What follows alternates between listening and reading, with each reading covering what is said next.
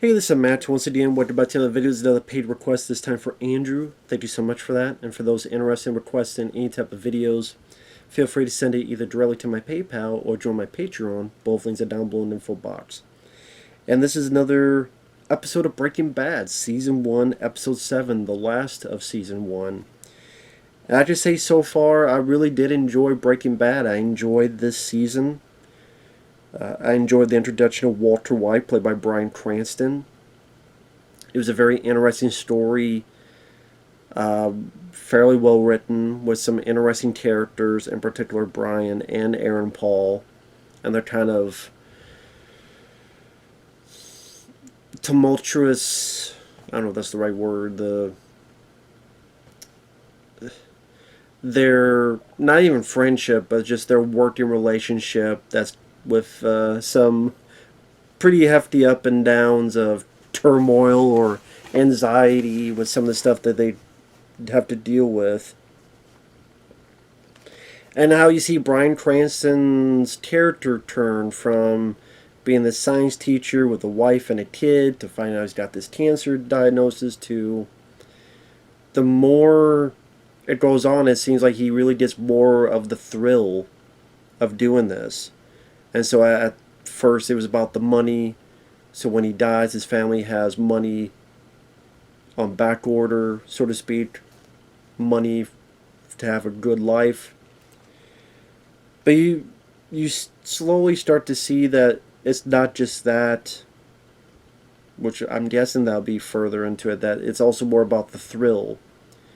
Because in the previous episode, he went in to talk to this big drug dealer guy and was able to convince him, I'll be your supplier, you need to buy this much from us, £2 a week, and even blows up a piece of the place.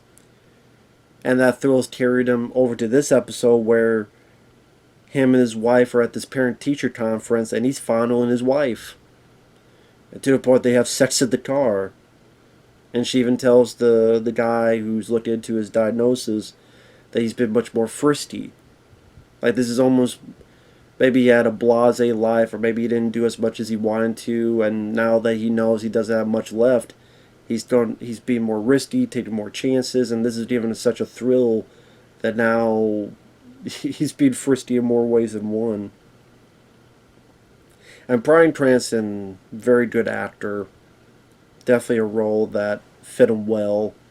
And Darren Paul, I wasn't really impressed with him on, what was that, Need for Speed movie? I think that was what it was.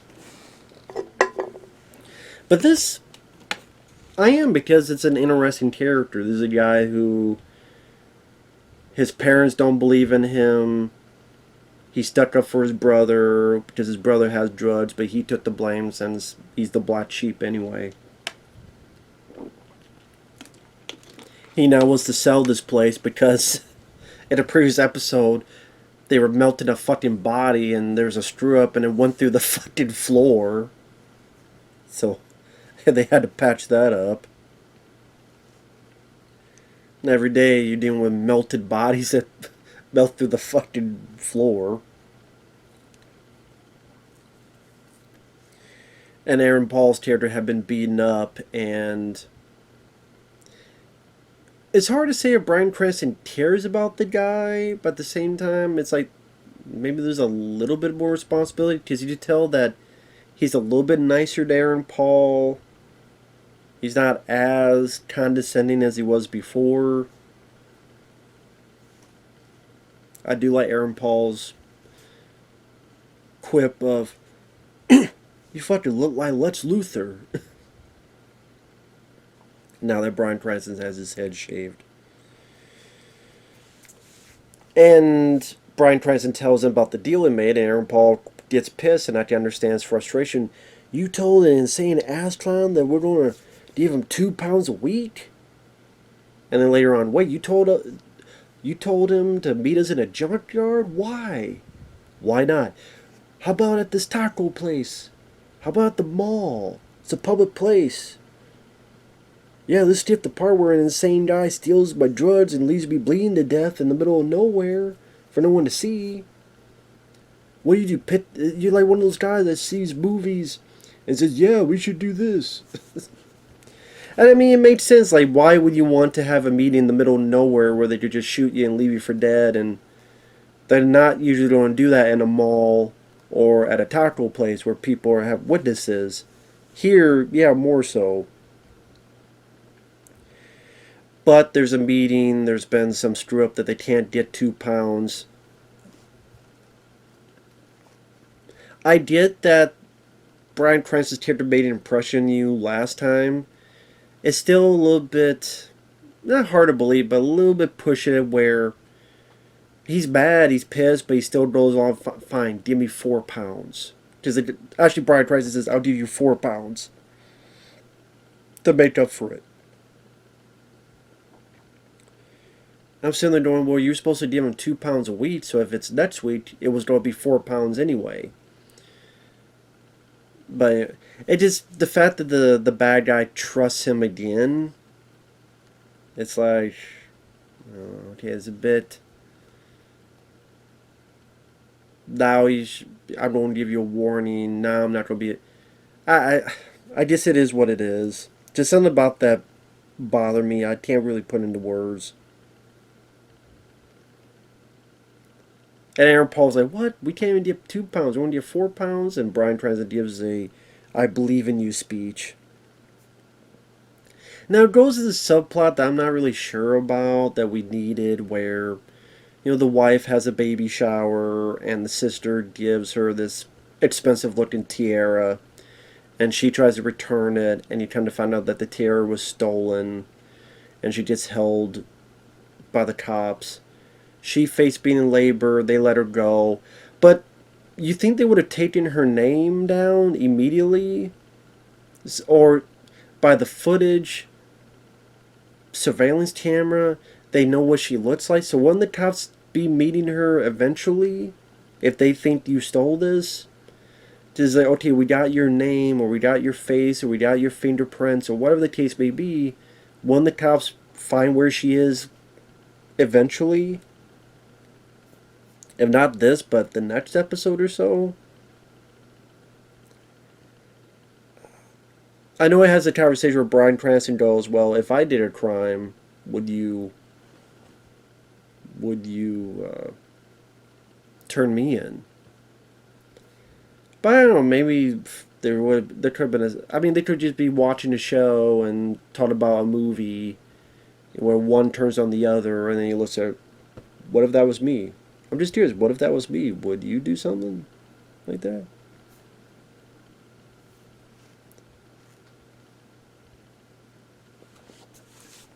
I do like the conversation Bryan Cranston has with his brother-in-law, where he gives him a Cuban cigar, and Bryan Cranston goes, well, isn't this illegal? Well, sometimes you bend the law. Okay, well, how much can law be bent? Oh, you mean like marijuana? Because he thinks that the drug that Bryan Cranston had done was marijuana, just of earlier episodes. And Bryan Cranston makes a logical discussion of, back in the day when bootlegging, when the Prohibition era, drinking alcohol would be illegal and you'd be arrested. Now it's fine and dandy. Or hell, look how many people got arrested for marijuana. Now there's places where marijuana is legal. I think even places in the U.S. where marijuana is legal. So it's funny what was illegal at one point, and people went to jail for days or weeks or months or years or whatever. Now they're legal, and it's like, what the fuck? What? It's the same product, the same substance, just bad timing. So it makes you wonder what will be legal in the future. It's an interesting discussion. And to go off on a tangent, there is that discussion that people have. What if you make all drugs legal? What are you talking about? Well, I'm just saying, if you make all drugs legal, that would kill the criminal empire. Well, if they're already taking drugs as is, Like, if they're taking drugs as is, if they're already finding drugs, if there's already enough crime out there that it seems like consistent basis that people are taking and finding drugs, if you make it legal, then no one's trying to kill someone to get drugs because, yeah, if you want it, you can, but it could very well kill you. You know, just like alcohol. You know, alcohol, if you drink that, you can't be drunk at work, you can't be drunk and driving, and if you drink it enough, it's going to kill you. There's a variety of diseases that will come up eventually. And these are much more dire drugs. If you do cocaine, you can, but you can very well die. Didn't warn you, just like cigarettes, all that stuff. So it's food for thought. Again, if you just made drugs legal, how much crime would actually be taken out of the equation? A lot, actually. And they're like, well, fuck. So much for your drug companies. You don't have to deal with shit because it don't matter.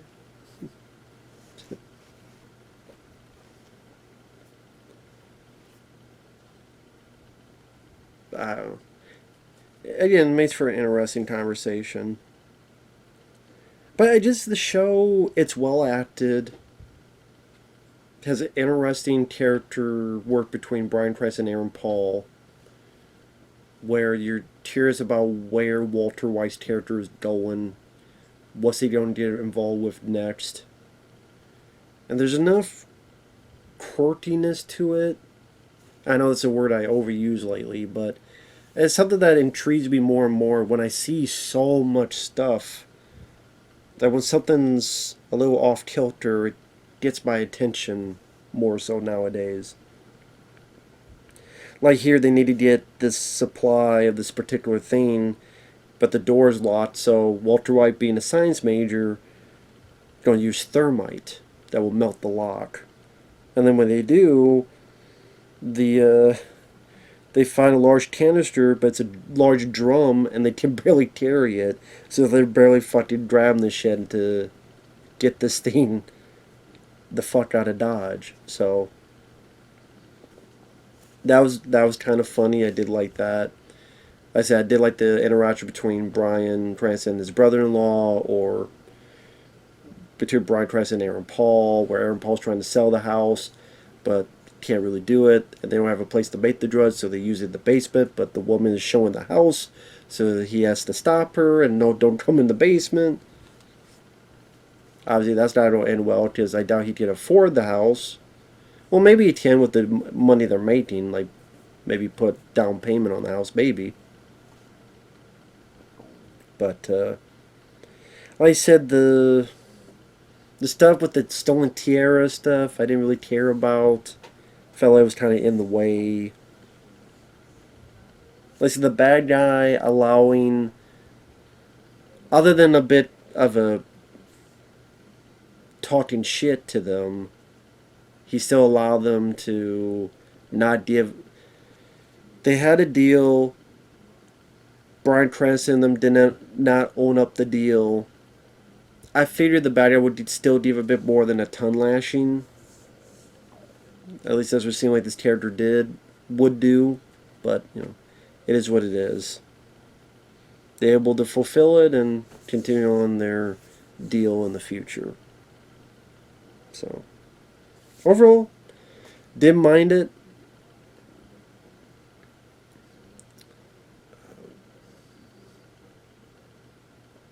Overall, pretty good show.